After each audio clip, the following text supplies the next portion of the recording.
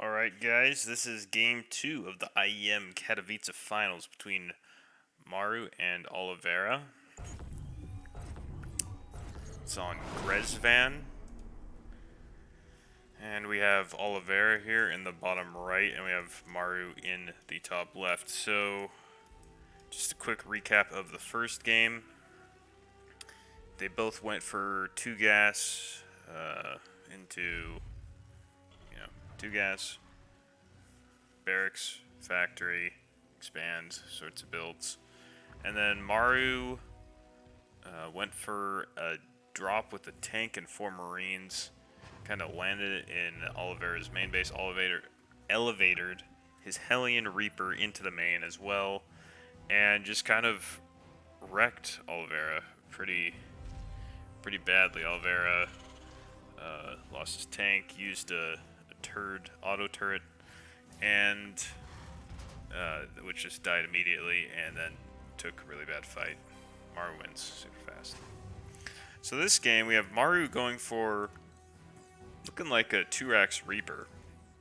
So this isn't completely all in. It is a pressure build. He does need to get some damage done with it. And look at Oliveira. He's going for 2 gas, factory expand. So the same build as last game. And I'm not a full expert. Like I said in my TVT video that I uploaded yesterday, I'm a 1 gas expand guy, which means this build that Maru goes for in this game gets me pretty good a lot of the time. I'm not the best defending it. But from what I understand, this is going to be a pretty good counter to what Maru's doing. And he is going for a reactor first, which is actually might bite him in the butt pretty bad because, well, actually it'll depend because, so here's the thought process, right? This first Reaper comes out. Now, you're looking at it, right, with global vision, right? And you're like, oh, Oliveira's nothing. You should just send this Reaper in. But most of the time, people wouldn't be so greedy as to build this reactor first. They would go for a Reaper. And in this case, suddenly you're 1 Reaper versus 1 Reaper, and you're not getting that big of an advantage. So Maru waits for 2, which is good in most cases, but in this case it's bad because now look at this. Oliveira's Reapers are almost done. He could have been killing. He could have had like 3 SCVs. He could have had this SCV pull way faster. Now he's still getting damage, but it's just, could have been more damage. And now, since Oliveira went for the reactor, he's in a better spot than if he had went for 1 because he has 2 Reapers instead of before he'd have, I guess he'd have maybe 1, maybe 2 now, but no, he'd have 1 because you go for 1 and then you go for a reactor after that a lot of the time. I guess it's hard to say, what he would have done. So let's just look at how the game's actually going. He lost 6 SCVs, so I think that's pretty successful for Maru. I think he just killed another, so that's going to be 7 in total. Let's see, 1, 2, 5, 0, 0. Yeah, so 7. But now he's got his Hellions, and this fight is actually pretty important. Because whoever wins gets map control and can put pressure on the opponent. Oliveira scouts where these are. And I guess he's kind of assuming that Maru's going to be protecting these, but he's not. So let's take a look at what Maru's doing. He has factory, starport, and things seem, in terms of builds, pretty even.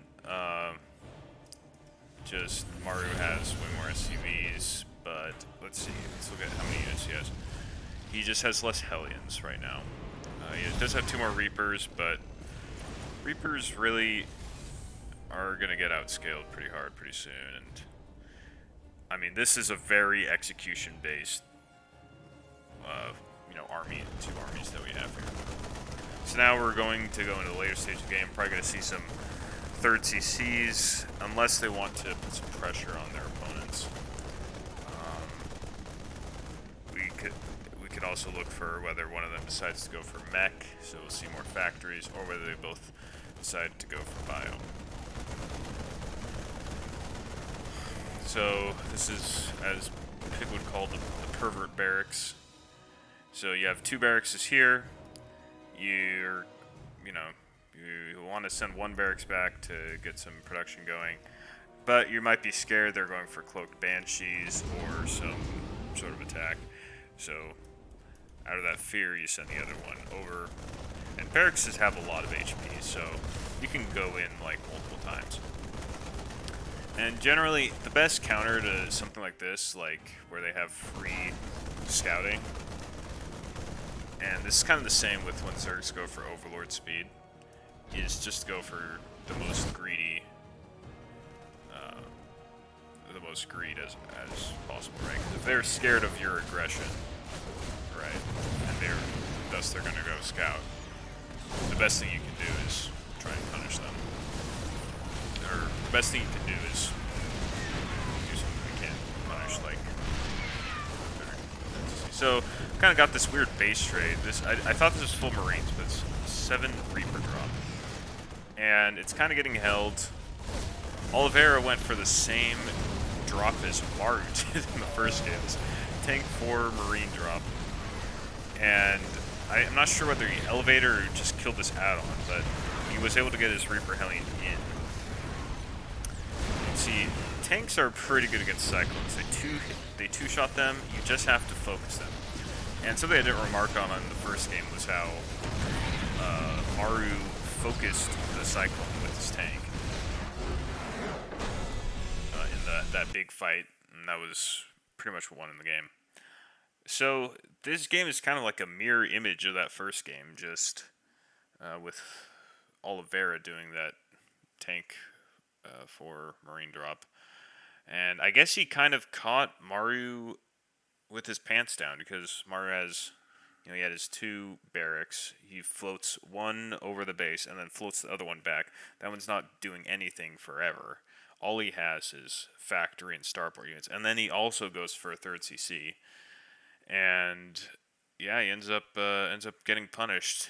Who knows? Maybe if he had kept that medevac and 7 Reapers home, he would have been able to hold. But it's all hindsight. So that's game 2, guys. See ya.